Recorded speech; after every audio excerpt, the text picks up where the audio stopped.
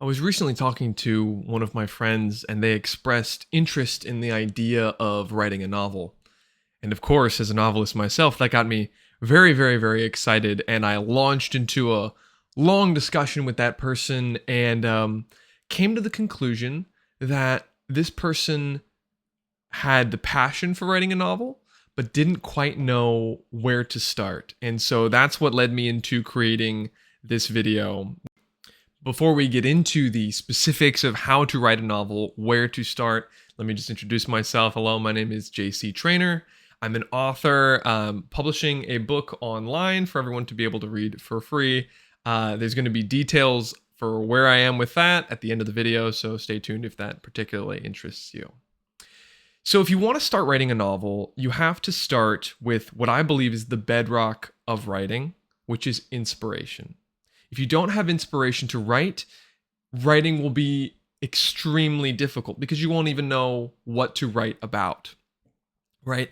And what I've noticed with some people, and myself included when I started writing, was I loved the idea of being a writer. I thought it would be very interesting. I thought that I could have all these ideas, but I didn't exactly know where those ideas were going. And that was because I hadn't clarified my interests.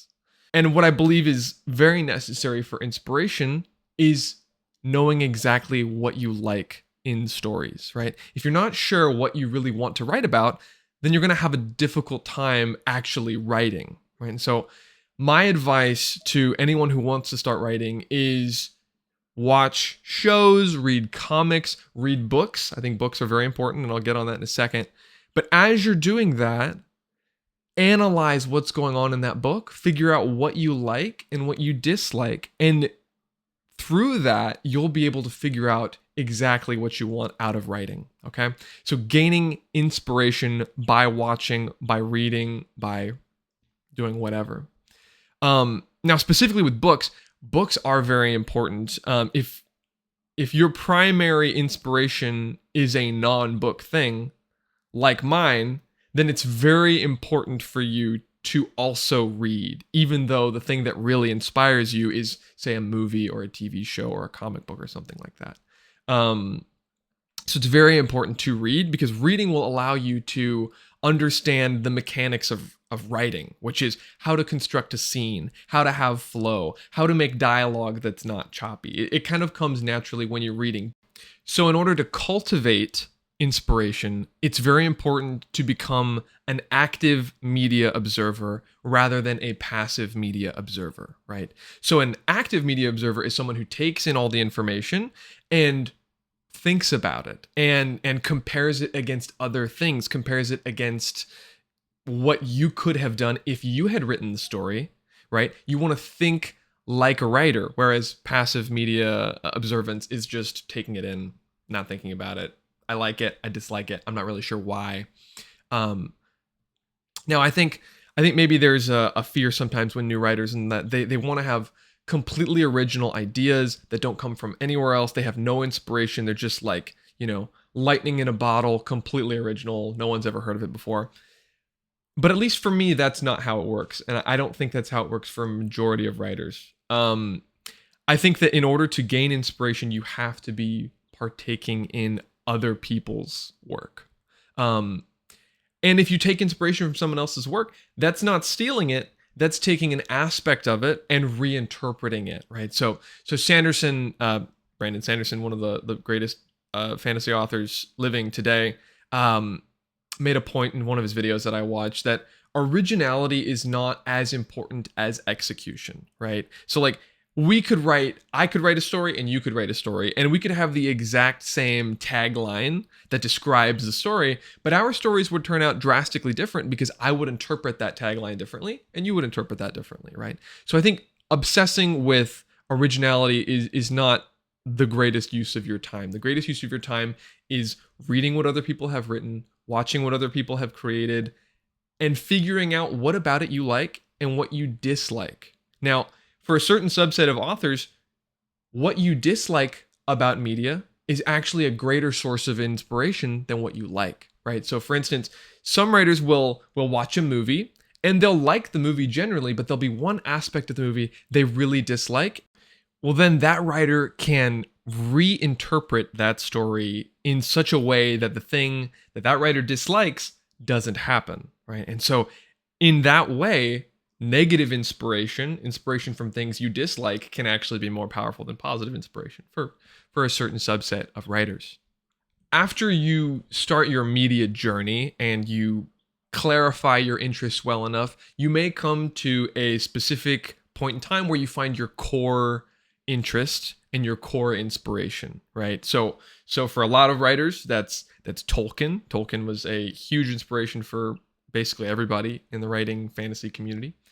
But for me, mine is actually Avatar: The Last Airbender, which is not a book, right? So I love Avatar. I think it's so good. I think it's excellent. And so every time I'm writing, I'm sort of trying to create a world in which there is something similar to Avatar. Not necessarily that there's, elemental magic or that there's, a chosen one story, but I loved the idea of, a group of friends traversing a fantasy world and dealing with their own private issues while also saving the world. I thought that was very interesting. And basically everything that I've written since has taken that aspect and integrated it into my work. I also am a big fan of Jane Austen. Unfortunately, I'm not really a huge fan of her novels, which I should be as a writer, but I'm very fond of the adaptations of her novels. And so that definitely works its way into my stories. And so as you find your core inspiration, it will help you clarify the type of stories that you want to write, because you'll like, this is the greatest. I love this. I'm going to try and integrate this into my story in some way. And so that will help you decide what kind of story you want to write. And that's why I consider the bedrock of writing to be inspiration. It is the first thing that you must have in order to do the thing of writing. And so in conclusion, go out, watch movies that you are interested in, watch shows you're interested in, read books that you're interested in. And as you do, look at them with a critical eye, figure out, could I write this? What would it take for me to write this? And use that to find out what you're capable of as a writer, but also what you really want to be as a writer and what you want to write as a writer. And then in your mind, rank the media against each other, right? So did you like book A better than book B? That's a very important question, and you should try and figure that out, because that will help you figure out what your core inspiration is. All right, so book update. Last week, I created a video in which I allowed everyone to vote on what my cover should be for my self-published book, The House of the Dead and Dying. I got a lot of excellent feedback, so thank you. There are some comments that I have yet to respond to. I apologize for that. Thank you very much for all of your input. Very helpful. What I've announced so far, or what I'm announcing now, is that the winner is book cover 2, which was the Tower one. There were a lot of votes in a lot of different ways, but some people made very good arguments for why I think the book cover 2 would be the best. It is subject to change. I may change it. My book is going to be published on Royal Road, which is online, so I could change the title, or not the title, excuse me. I could change the cover conceivably at any time. And so we've got a cover. That's great. So now we are moving to publish the first chapter of the book. And why that's taken so long is I started reading the first chapter again, and it was fine. It was good. I liked it, but I realized I became very self-conscious. I'm like, oh no, a lot of people are going to start reading this. Well, not a lot, but some people will start reading this, and I should make sure it's as good as it can be. And so I'm doing some light last-minute edits just to make sure that everything's good. There's no misspelled words or embarrassing grammar.